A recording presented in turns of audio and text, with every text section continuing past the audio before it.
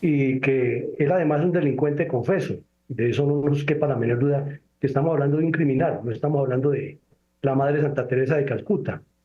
Pero aquí lo que uno ve es que los gobiernos, con tal de hacer politiquería, entonces le dan los espacios a este tipo de delincuentes para que digan que van a decir la verdad, que se van a resarcir, que van a contar lo que hicieron y finalmente termina como que habiendo delincuentes malos y delincuentes buenos, depende de la óptica a la que se mire cuando todos son malos. Entonces, por ejemplo, estoy absolutamente de acuerdo que este señor destape y diga quiénes eran sus contactos en todos los campos y que los ponga contra los palos porque cometieron delitos. Pero también nos parecería que sería bueno que a los bandidos de las FARC que están en el Congreso, que ahora no les sirve la JEP tampoco, les dijeran, por ejemplo, la ligación que hay con el Partido Comunista Colombiano. Entonces aquí hay un fenómeno muy complejo. Hay otro tema que es escabroso y que lo han destapado los mismos exintegrantes de las FARC que vincula al señor Mancuso, y son las masacres que hubo en Urabá y en Córdoba, cometidas por gente que ha sido guerrillera y que el señor Mancuso les compró la conciencia llevándolos a sus cuadrillas de bandidos. Y entonces él sabe mucho, por ejemplo, de esa guerra que hubo de las FARC y la UP contra Esperanza, Paz y Libertad, ya que la mayoría de las cuadrillas de delincuentes que dirigía Mancuso eran exguerrilleros de esos grupos. Entonces nos parece perfecto que diga todas las verdades y que ponga sobre la mesa las responsabilidades de todos sin excepción de ninguno. Porque cuando se parte de pensar que hay unos delincuentes malos y otros buenos, pues como que estamos diciéndole mentira al país. Muchas gracias. Y a propósito de quizá de eso, me voy a encaminar en algo y es en el segundo párrafo que hemos destacado de la carta de Mancuso y a los colombianos, porque menciona justamente ese papel que le ha dado el gobierno nacional en cabeza del presidente Gustavo Petro, ese de gestor de paz. Menciona lo siguiente entonces Mancuso justamente en esa carta, en esa misiva, dice lo siguiente: quiero honrar mi palabra con el señor presidente de la República, doctor Gustavo Petro Urrego, quien me encomendó la tarea de ser gestor de paz y contribuir con tareas precisas a fin de materializar ese concepto en el cual creo fervientemente la paz, fervientemente la paz total. En ese sentido, señor presidente, tanto los excomandantes de las AUC como yo personalmente estamos listos para instalar formalmente, tal y como usted lo anunció en su momento, la mesa técnica para el cierre definitivo de las negociaciones de Ralito. Esto es importante porque precisamente viene a gestionar y a materializar los compromisos que el gobierno nacional le habría delegado como gestor de paz. Recordemos cuáles son las tres funciones específicas que él debe cumplir como gestor de paz y que según su abogado precisamente viene a desarrollar en Colombia. La primera, constituir una mesa técnica con la oficina del Alto Comisionado para la Paz y retomar y cerrar lo que quedó pendiente en Ralito, sede de la mesa de diálogos entre paramilitares y el gobierno Uribe. Lo segundo, estamos listos para instalar una mesa de cierre definitivo de las negociaciones de Ralito, acompañar procesos de diálogo de organizaciones que surgieron tras la desmovilización de los paramilitares y apoyar la búsqueda de personas dadas por desaparecidas y víctimas del paramilitarismo, especialmente en Catatumbo. La pregunta, Isaac, entonces aquí es, ¿qué quedó pendiente en Ralito?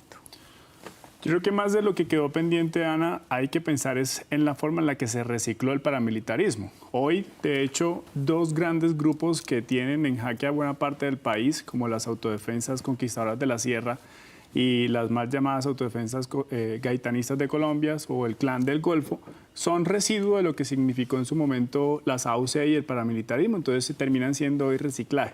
De hecho, el mismo Mancuso en su misiva también menciona estos dos grupos y trata de decir que como gestor de paz va a tratar de ser ese puente o ese enlace con estas dos organizaciones delincuenciales que se han consolidado tanto en el departamento de Magdalena como en todo el territorio nacional en caso de las AGC para poder buscar esa idea de sometimiento a la justicia. Entonces, hay mucho pendiente con relación a lo que significa el reciclaje del paramilitarismo. Muchos expertos y académicos lo denominan como el neoparamilitarismo o las nuevas generaciones de paramilitarismo que todavía hoy persisten en el país, en el territorio colombiano, y yo creo que ahí es fundamental el papel del señor Mancuso con relación a lo que pueda significar un acercamiento y eventualmente un sometimiento a la justicia. Hay que también mencionar, por ejemplo, que este señor Hernán Giraldo volvió después de ser extraditado y pues siguió teniendo injerencia en las autodefensas conquistadoras de la sierra. Entonces también toca ver con mucho detalle, con mucho cuidado también cuál puede ser el papel de Mancuso en estos acercamientos. Coronel Villamarín, para usted, ¿hay algo que sí haya quedado pendiente con ese tema de Ralito puntualmente? Por supuesto, sus comentarios frente a este paramilitarismo reciclado. Y le voy a agregar algo, y es que usted dice, no hay delincuentes, no debería haber delincuentes buenos. Pero yo a veces pienso que en este caso es que entre delincuentes se entienden. Y quizás es más fácil el acercamiento entre los malos.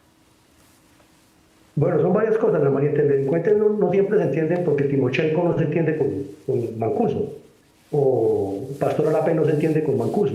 Pero por las ideologías.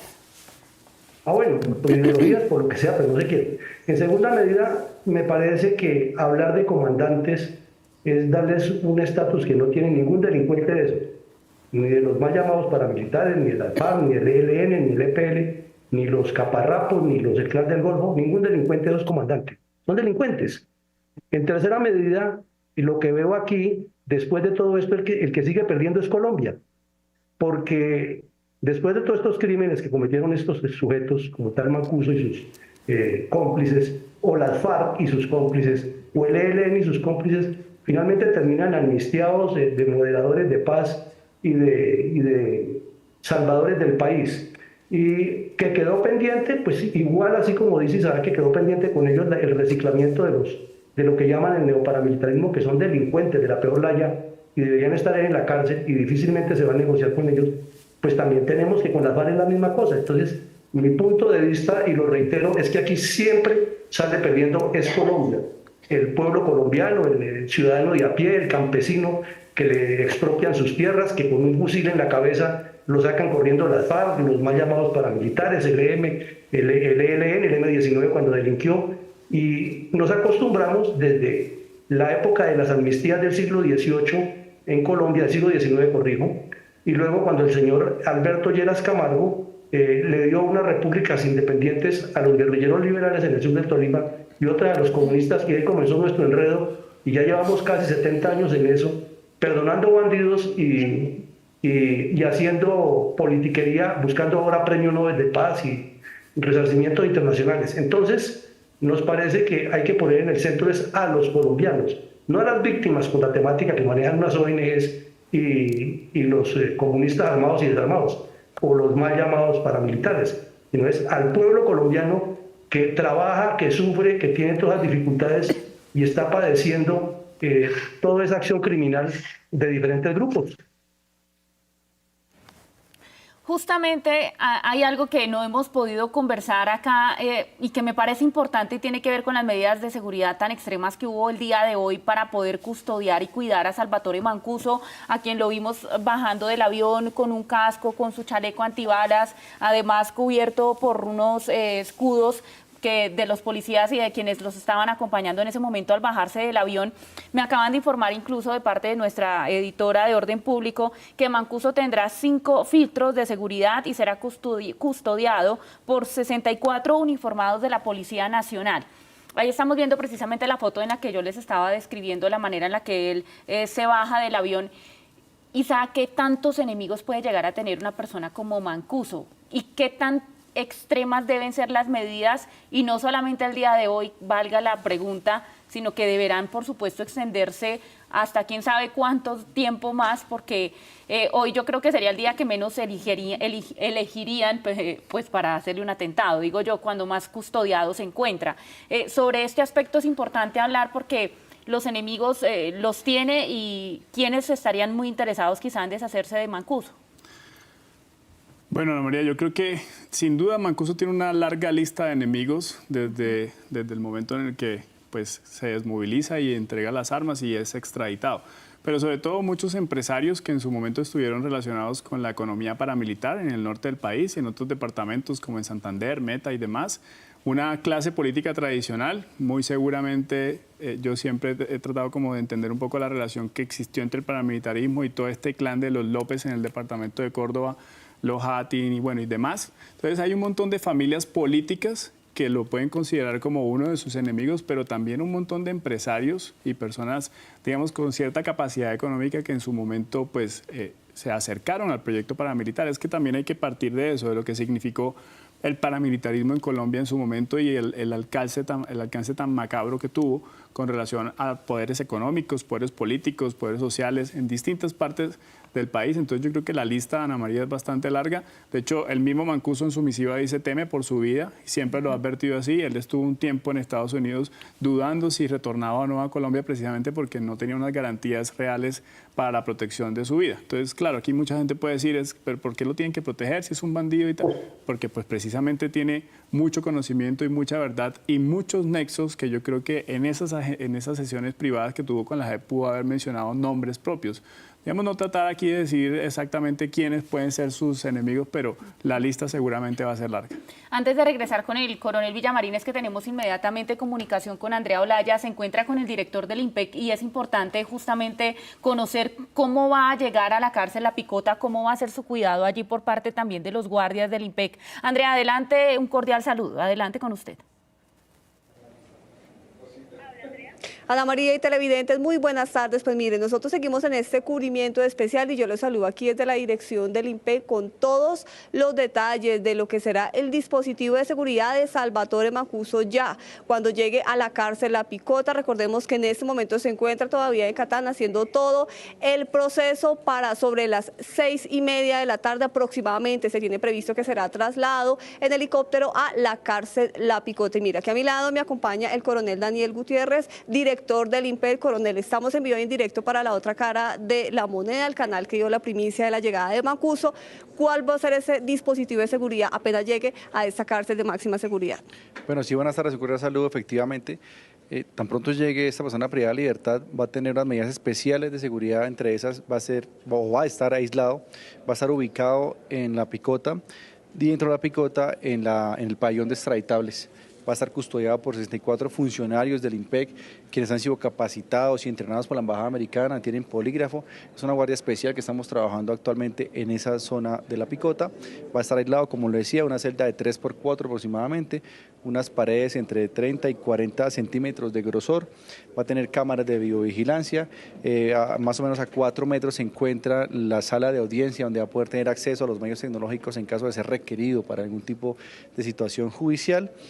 Y pues eso es como de manera muy general todas las condiciones de seguridad y estamos contemplando otras medidas en caso de ser necesarias, pero básicamente es aislado en el pabellón de extraditables, que es la parte más segura que actualmente hoy tenemos en el país. Coronel, ahora hablemos de la zona perimetral. Afuera, ¿cuál va a ser el dispositivo de seguridad de este centro penitenciario? Bueno, hemos venido trabajando muy articuladamente con la Policía Nacional desde ayer, planeando cada detalle de su llegada.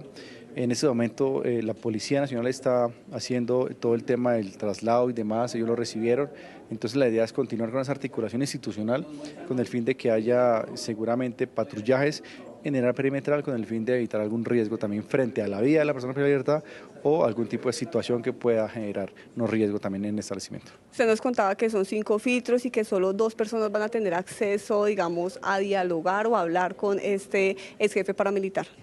Sí, la idea es garantizar que haya primero seguridad, pero también mucha transparencia. Solamente van a tener acceso 2 funcionarios, un oficial de servicio y otro funcionario. En caso de ser necesario no va a tener acceso con nadie más ni con otras personas privadas de libertad tampoco. ¿Mancuso va a tener acceso a visitas?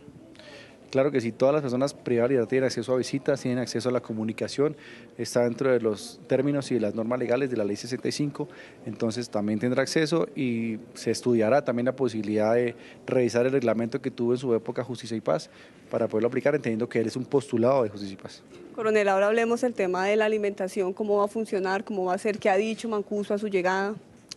Por ahora no hemos tenido ninguna comunicación o alguna solicitud concreta frente a ese tipo de situación, entonces estamos a la espera contemplando posibilidades como que pueda renunciar a la alimentación y poder tener acceso a comida cruda y poderla preparar allá, pero pues no hay nada concreto frente a eso.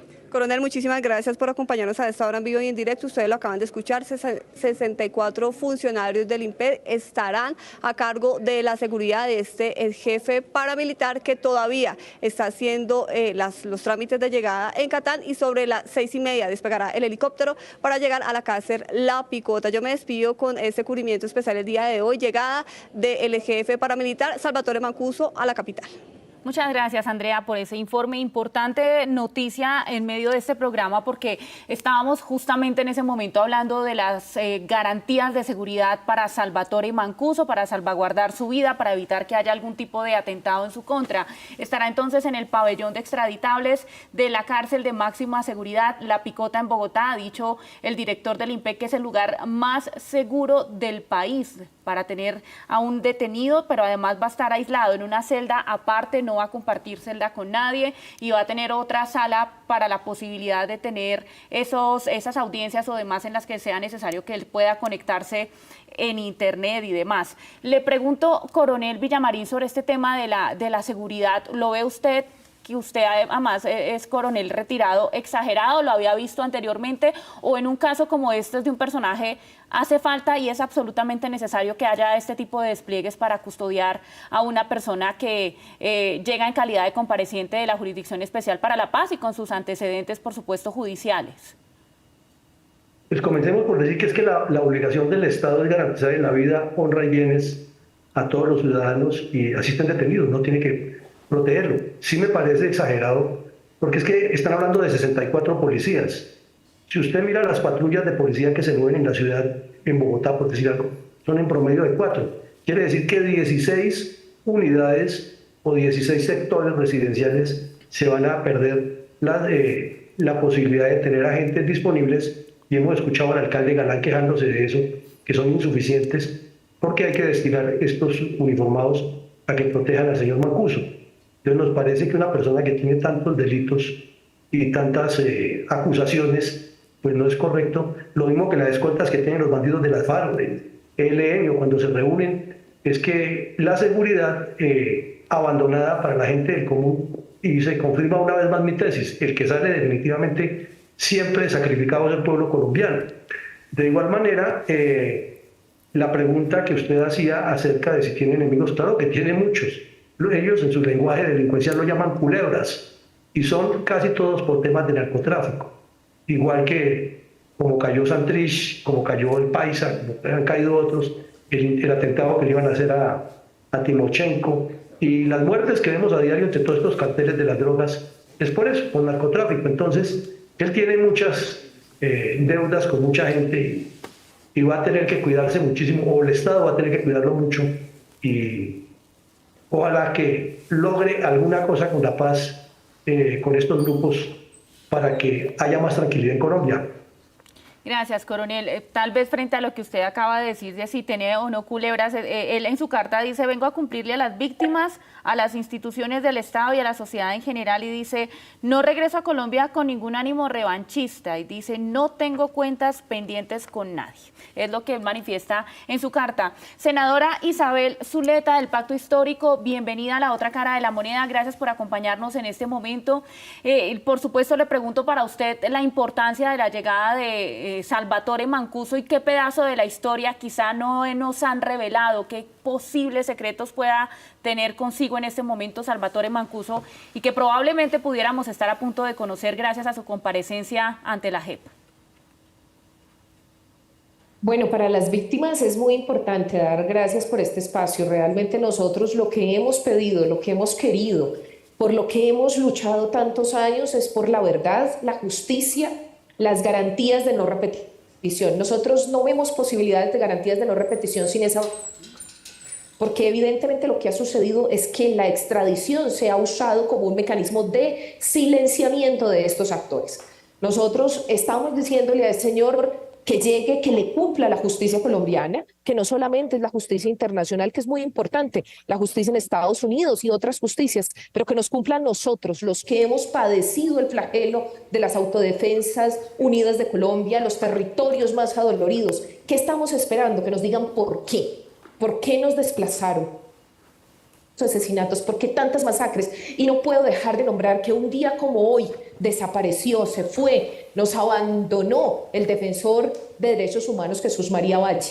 Y para nosotros los ituanguinos esto es muy importante porque fue a raíz de sus denuncias con las Autodefensas Unidas de Colombia cuando llegaron a mi municipio, cuando llegaron al territorio, que nos empezó a suceder esta tragedia que inicia con el asesinato de Jesús María Valle, pero con mi desplazamiento, el de toda mi familia, en la pérdida de todos mis amigos de infancia, la mayoría están muertos. Entonces, para las víctimas es un día especial. Nosotros no quisiéramos perder la posibilidad de saber la verdad, de saber por qué nos hicieron lo que nos han hecho. Gracias, senadora. Usted ha mencionado a las víctimas y por eso me da pie para volver a la carta de Mancuso el día de hoy, la carta dirigida a los colombianos, donde hace referencia precisamente a este punto que es clave en medio de todo esto, las víctimas de ese conflicto armado, las víctimas del paramilitarismo en Colombia. Él dice lo siguiente en su carta: vengo a continuar con mis compromisos frente a las víctimas, como lo he hecho ininterrumpidamente a lo largo de estos últimos 18 años. Pero al mismo tiempo vengo a ponerme al servicio de una agenda de paz que permita evitar que Colombia sea una fábrica eterna de víctimas y dolores colectivos. Por este motivo me pongo a disposición tanto del Gobierno Nacional como de las organizaciones armadas que buscan un diálogo con como las autodefensas gaitanistas de Colombia y las autodefensas conquistadores de la Sierra, para acompañar las conversaciones de paz que sean necesarias. Me comprometo con la sociedad colombiana a ser un agente de cambio, a trabajar incansablemente por la paz y la reconciliación en cada uno de mis actos. 2 puntos allí, pues el tema de las víctimas lo había mencionado usted, Isaac, hace unos momentos, pero le pregunto un poco tal vez de algo que me llama la atención de este párrafo, que además de las víctimas, por supuesto, tiene que ver con los 2 grupos que menciona, las autodefensas gaitanistas de Colombia y las autodefensas conquistadores de la Sierra. Usted menciona que esos son grupos que terminan siendo el reciclaje de las Autodefensas Unidas de Colombia dirigidas por este ex jefe paramilitar. Pero ¿qué tan probable o qué tanto habrá cambiado esos grupos para que acepten que este excomandante o ex jefe del paramilitarismo llegue a ser un intermediador y a intentar acercamientos o demás? Es decir, si es bien recibido porque pues han pasado tantos años, él pudo haber sido como el fundador, pero no sé hasta qué punto le tengan algún tipo de lealtad, de realmente posibilidades de abrirle la puerta, porque han cambiado mucho precisamente los tiempos y los líderes de estas organizaciones delincuenciales. Sí, Ana María, yo creo que ahí lo que hay que decir es que, así como son el reciclaje, muchos de estos líderes hoy de las autodefensas conquistadoras de la Sierra y del Clan del Golfo, de las AGC como se autodenominan, en su momento fueron subalternos de comandantes como Salvatore Mancuso y bueno, y todo el proyecto paramilitar de Carlos Castaño y otros, digamos, ex jefes paramilitar como, no sé, Alemán. Bueno, hay un montón de ex jefes que también fueron comandantes en su momento. Y muy seguramente estos líderes actuales de las autodefensas conquistadoras de la Sierra y las AGC, pues fueron subalternos de Mancuso en su momento.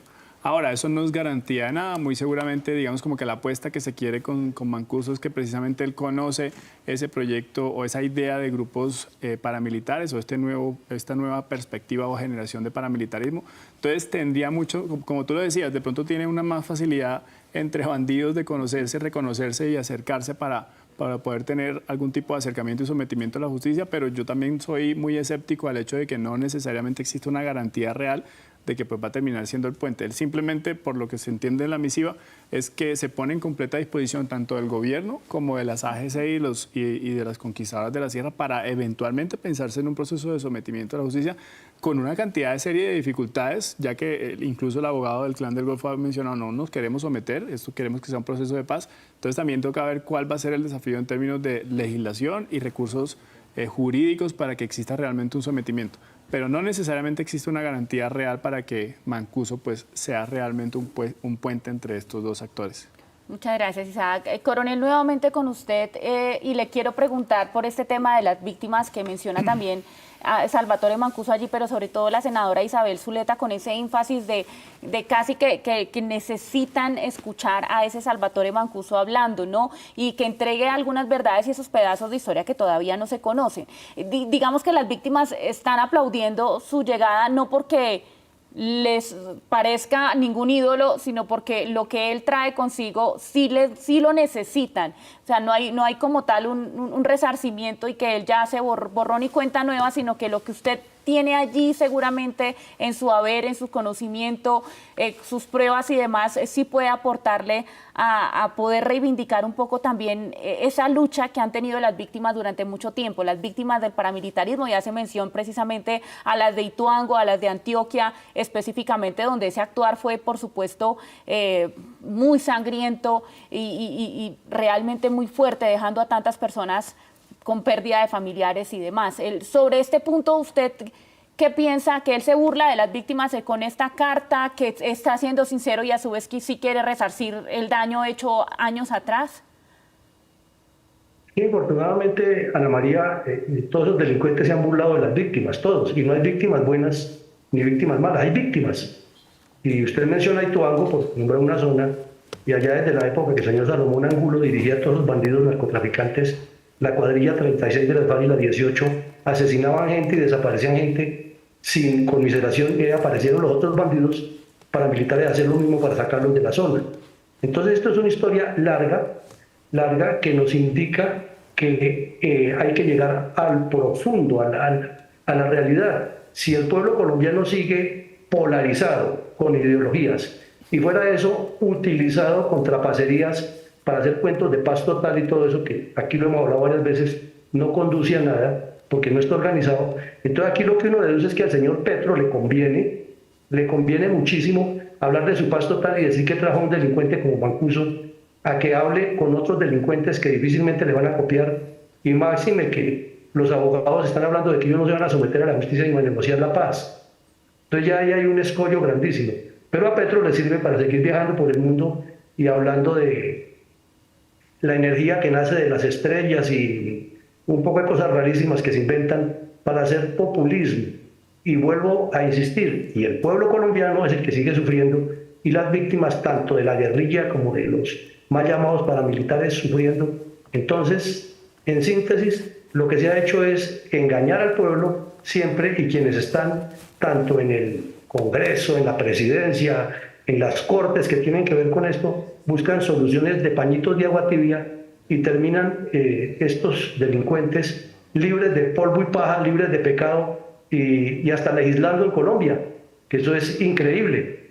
Entonces, esto es de mucho más de fondo, y el señor Mancuso puede decir, y ojalá diga todo lo que sabe y comprometa a todos los que tenga que comprometer, pero también sería bueno que la JEP coja contra la pared a los cabecillas de las FARC, que no son comandantes sino cabecillas, y los haga contar la relación de la FARC política, las oscuras relaciones que hay con el Partido Comunista colombiano desde que fundaron las FARC.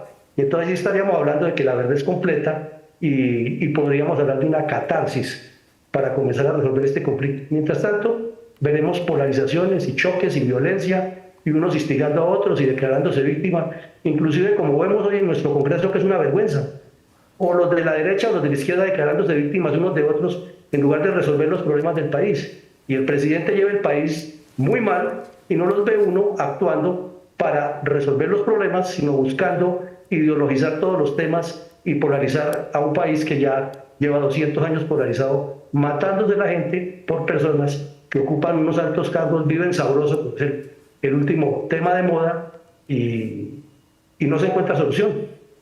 Gracias, coronel. Vuelvo con la senadora Isabel Zuleta. Seguramente acaba usted, senadora, de escuchar lo que acaba de decir el coronel Villamarín y tendrá su espacio en este momento para replicarle si así lo desea, porque le quiero preguntar justamente si quien está beneficiándose de la llegada de Salvatore Mancuso es el presidente Gustavo Petro de alguna manera. Bueno, recordemos, y sobre todo al coronel, recordemos al coronel, y ustedes me disculparán si escuchan mucha bulla porque estoy aquí en la plenaria del Senado, que lo que representa un presidente de la República para nuestra Constitución, que también es la suya, coronel, es la unidad nacional. Así lo dice. Dice que el presidente de la República es para todos nosotros, le guste a usted o no. Es el que representa la unidad nacional. ¿Y qué es eso de la unidad nacional? En él tiene la potestad de saber si va por la vía pacífica o por la vía violenta. El marco de posibilidades, las sentencias que nos da la Corte. Es decir, Gustavo Petro como nuestro presidente y todos los otros presidentes han tomado decisiones en materia de paz. Su deber y el deber de todos los colombianos es respetar esas decisiones. El proyecto de paz total es un proyecto serio, riguroso, juicioso, que ha salvado vidas en este país. Que nosotros nos hemos dado la pela aquí por debatir lo que sea necesario para sacar adelante una apuesta pacifista. Hay personas que, como yo, creemos que las salidas son pacíficas, que no son violentas, porque ya además las cifras nos demostraron que las salidas violentas no llevan sino a más violencia. Nosotros estamos planteando lo siguiente: el proyecto de paz total es un diálogo con todos los actores. Pero si no quieren hablar, si no quieren resolver los conflictos por la vía pacífica, pues está la vía que tiene toda la potestad nuestro Estado de confrontación. El señor Salvatore Mancuso beneficia con su verdad a las víctimas. ¿Por qué? Por lo que decía ahorita, porque nosotros necesitamos saber quién se benefició con nuestro dolor. Y no es un chiste y no es un juego. La sangre derramada y las masacres. Yo llevo más de 20 años de mi vida documentando masacres en mi territorio. Llevo más de 15 años relacionando esas masacres y tratando de entenderlas. ¿Qué fue lo que pasó? ¿Por qué pasó? ¿Cuántas personas han muerto? ¿Cuántos son los desaparecidos? Y entendiendo quiénes se beneficiaron. En nuestro país los paramilitares hicieron una reforma agraria de facto. Despojaron a los campesinos de sus tierras y después llegaron grandes megaproyectos a beneficiarse de esas tierras. Nosotros necesitamos entender quién está detrás de ese proyecto ideológico paramilitar. Y eso es lo que estamos esperando, que nos digan la verdad, porque no crean que vamos a seguir olvidando. Nosotros no olvidamos, las víctimas no olvidamos y seguimos en esta lucha por la verdad, la justicia, la reparación y las garantías de no repetición. Muchas gracias, senadora Isabel Zuleta. Les voy a plantear en esta recta final una teoría que tuvimos el viernes pasado aquí en la otra cara de la moneda por parte del senador del Centro Democrático, Andrés Guerra. Él, durante todas sus intervenciones en el debate sobre el tema de Mancuso, manifestó en varias oportunidades que todo hace parte de un plan fríamente calculado, estratégico, que está incluso hasta libreteado por parte del gobierno nacional y que la única intención y objetivo es llevar a la cárcel al expresidente Álvaro Uribe Vélez, con la presencia de Salvatore Mancuso como gestor de paz y como compareciente ante la Jurisdicción Especial para la Paz. Esta hipótesis, ¿qué opiniones le merece a cada uno de nuestros invitados? Y empiezo por Isaac. Bueno, Ana María, pues el Salvatore Mancuso no es juez, no va a determinar una condena en contra del expresidente Uribe y pues seguramente tendrá declaraciones que dar con relación al papel del expresidente Uribe como presidente, como gobernador de Antioquia, que también fue una de las zonas que tuvo injerencia el señor Mancuso y el bloque Córdoba de las Autodefensas Unidas de Colombia, y muy seguramente tendrá muchas cosas que decir sobre el expresidente Uribe, pero pues eso tendrá que determinar la justicia, y yo creo que decir que esto está libreteado y preparado es una cosa totalmente ridícula e innecesaria. No tiene ningún sentido decir eso, más cuando lo que se ha visto es que ha existido un proceso basado, digamos, en la evidencia, en las leyes, en el proceso mismo de lo que significa la JEP, advirtiendo también que la JEP lo recibe como bisagra, no como paramilitar, ¿no? Que fue un actor estratégico entre fuerza pública y otros sectores que participaron en el conflicto, pero ni siquiera lo reconoce como paramilitar. Entonces, yo creo que decir eso es bastante ridículo, absurdo, no hay, digamos, fundamento, no hay evidencia que lo determine así. Vuelvo, insisto, muy seguramente uno de estos personas que seguramente tendrá que mencionar Mancuso en su momento va a ser el presidente Uribe, el expresidente Uribe, con relación a lo que significó su papel como presidente y pues todo lo que representó el tema de la desmovilización en Ralito y demás. Entonces, yo creo que es un poco como salió un poco de casillas, pero seguramente va a estar dentro de las menciones que hará Mancuso en su momento. Gracias, Isaac. Me voy también con su análisis frente a esa hipótesis que planteó aquí el senador Andrés Guerra, que más que una hipótesis lo aseguró en muchas oportunidades, y es lo que quieren hacer es llevar al expresidente Uribe a la cárcel, y ese es el único objetivo que tiene Petro y que tiene Salvatore Mancuso entre manos. Lo escucho con su análisis, coronel Villamarín. Pues es evidente que sí hay esa intención, pero pues es que eso ya es problema personal del señor Uribe, de cuando fue gobernador de Antioquia y cuando fue presidente, y él sabrá cómo responde porque él además es abogado y tiene clara la situación. Elucubrar un poco en qué pasa o no pasa, pues naturalmente que el morbo de la información pública es esa, y están buscando precisamente, discúlpeme, atribuirle esa carga a él y a algunas personas, hablaban hasta de los 12 apóstoles, pero como ha sido mi punto de vista siempre que usted me entrevista, Ana María, si alguien la debe, que pague. Y si hizo alguna acción fuera de la ley, pues que responda el señor Uribe, pero lo que no lo pueden es juzgar antes ni pensar que este señor viene a hundirlo. Y es evidente la carga ideológica de la izquierda armada y desarmada buscando que esto ocurra contra él y lo mismo contra algunos miembros de las fuerzas militares, que desde mi caso, como miembro de las fuerzas militares, le digo, el que haya fallado, que responda y que le caiga el peso de la ley si cometió los errores. Entonces creemos que esto hay que manejarlo de esa manera y no decir que los colombianos tenemos que seguir fielmente al señor Petro en su paz total porque la senadora lo dice. No, los colombianos tenemos el derecho a la disensión y estamos en un país democrático. Y cuando vemos que el país anda mal, va pésimo, con el presidente Petro que no ha gobernado sino desgobernado, tenemos que decirlo. Que ya en la parte política él o quienes están con la intención de que Uribe se vaya a la cárcel, pues que hagan su proceso y que Uribe se defienda. Gracias, coronel. Y senadora, por supuesto, con usted cierro esta misma ronda de preguntas a propósito de esas declaraciones del senador Andrés Guerra, colega suyo allá en el Senado de la República, pero del Centro Democrático. ¿Esa es la intención? ¿Ustedes sueñan o quieren o desean, no solamente como víctimas del paramilitarismo, sino como parte del progresismo de Colombia, de lo que hoy denominan izquierda, que el expresidente Álvaro Uribe Vélez termine preso con la llegada de Mancuso? Bueno, hay asuntos mucho más importantes para nosotros. No, las víctimas nunca hemos tenido ese ánimo de venganza. Nunca hemos tenido ni siquiera el ánimo punitivo de llevar a nuestros victimarios a la cárcel. Claro que no.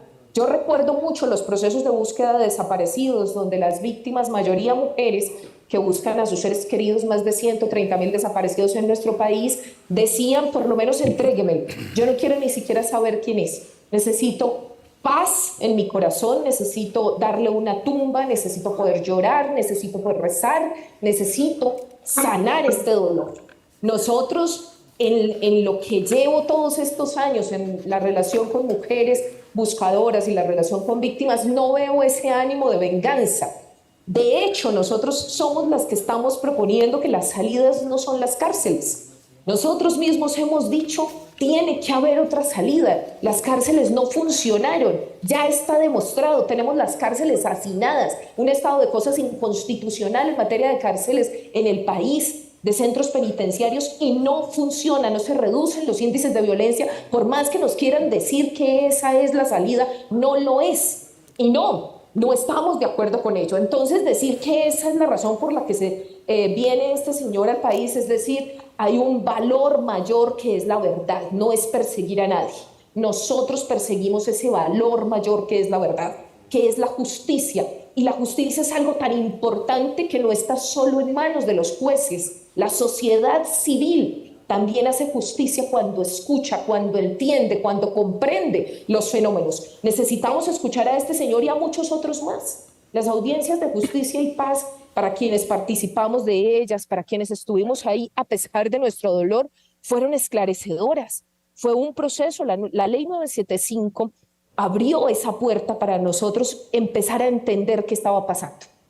Pero nos falta mucho en el país. Y yo sí le pido al país que nos escuche más, que se aprenda a entender lo que nosotros queremos, porque se distorsiona a veces por ese ánimo de decir que aquí hay un ánimo revanchista. No, al senador Guerra yo lo respeto muchísimo, pero tengo que decirle que hay muchas cosas más importantes en este país, más profundas que el señor Álvaro Uribe Vélez, que por supuesto, y en eso estoy de acuerdo con el coronel, el que la debe, que la pague, pero va a tener suficiente castigo con el rechazo ciudadano, con la vergüenza que nos da a quienes somos del departamento de Antioquia, quienes han cometido esos delitos. Nosotros creemos en otro tipo de justicia y además también creemos que, hay que decirlo, aquí hay un antecedente que nos puede decir cómo no repetir esa historia, cómo no volvemos a lo mismo. Es que nos están haciendo llamados desde el gobernador de Antioquia, nos están haciendo llamados desde Fedegan para que volvamos a lo mismo. El señor Mancuso nos puede hablar de ese fracaso de una política que no funcionó, ese apoyo, ese retorno a esas redes de cooperantes, como las han llamado, a las brigadas de seguridad y otras formas. Ya nosotros sabemos que eso genera más violencia. Entonces, el señor Mancuso, qué bueno que venga al país para que nos recuerde también la historia y para que no cometamos los mismos errores que solo nos han traído derramamiento de sangre. Muchas gracias, senadora. Isaac, hay algo que me gustaría y es como hacer un poco de historia frente a ese papel o a esa denominación de gestor de paz.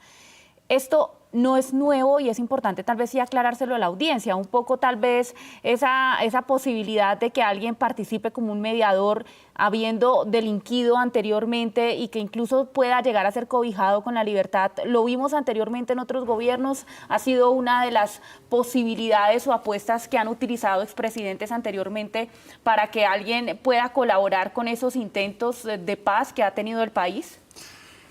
Sí, Ana María, de pronto existen figuras no denominadas de la misma forma como gestor de paz, pero sí el mismo papel que termina siendo como esa intermediación entre los grupos delincuenciales, sea guerrillas, sean de otro origen u otro tinte político o militar, por así decirlo, pues que terminan intercediendo para que exista una aproximación. Lo vimos en el caso de sometimiento de la FARC en su momento, también ex-FARC o personas que estaban dentro de la FARC terminaron acercando al presidente Santos y a su comisionado de paz para que se acercaran y tuviesen un buen proceso de sometimiento, un proceso de paz con la FARC.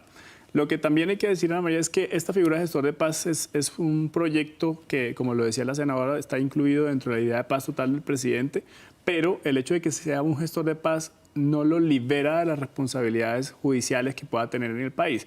De hecho, el ministro Zuna lo ha hecho bastante claro al decir esto, puede que lo deje en libertad, pero no lo libera de los procesos que todavía persiguen al señor Mancuso con relación a muchos otros hechos, masacres, asesinatos, homicidios, bueno, despojos, una cantidad de procesos que todavía tiene pendiente con justicia, la justicia colombiana. Sin embargo, pues es una persona que es postulada a Justicia y Paz, hay unas condiciones alternativas para el pago de su pena, pero pues el hecho de que tenga la figura de gestor de paz simplemente termina siendo eso, como un canal, un puente, como lo hemos dicho varias veces, para poder acercar a esas organizaciones delincuenciales.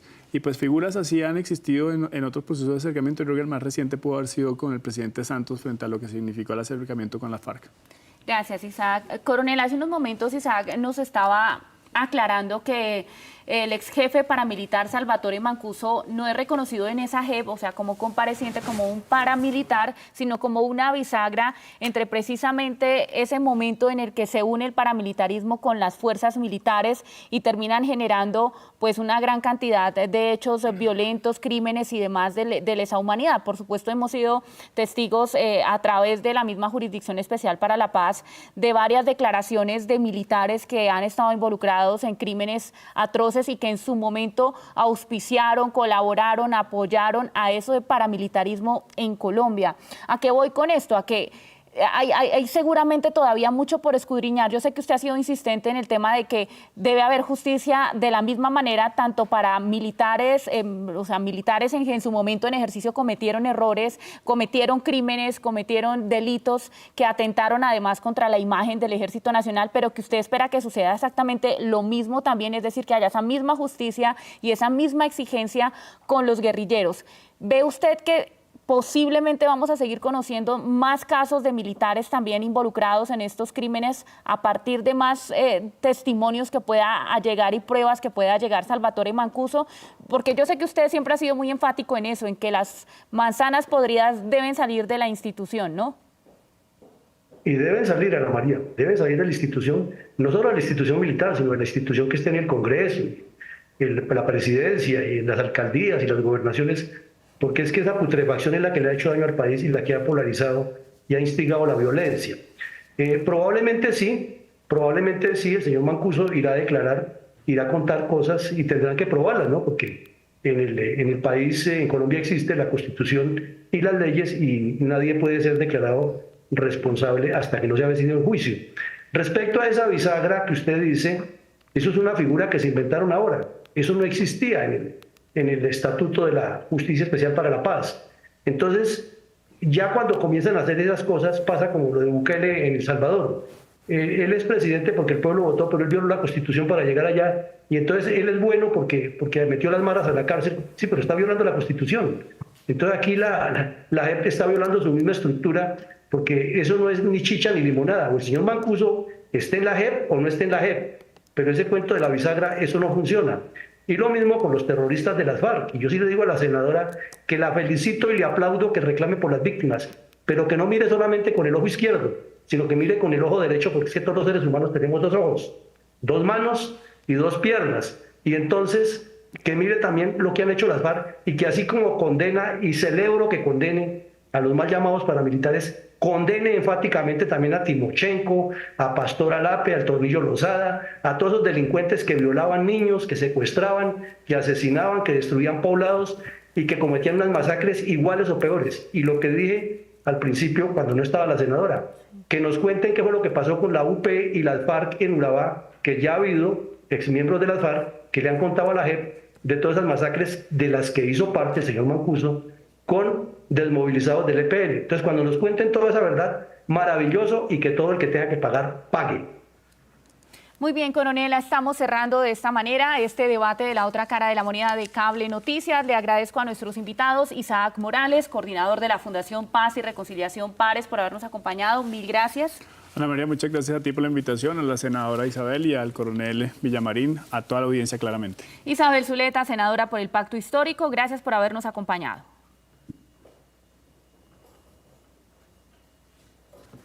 Muchas gracias también al coronel en retiro Luis Alberto Villamarín, analista geopolítico. Muchísimas gracias, Ana María. La paz llegará cuando haya justicia. Y a ustedes, televidentes, gracias por habernos acompañado. Recordándoles que ahora nuestra cita es a las 5 de la tarde en la otra cara de la moneda aquí en Cable Noticias y a través de Facebook y de YouTube. Continúen participando también en la encuesta formulada por nuestro equipo digital en YouTube. Que estén muy bien.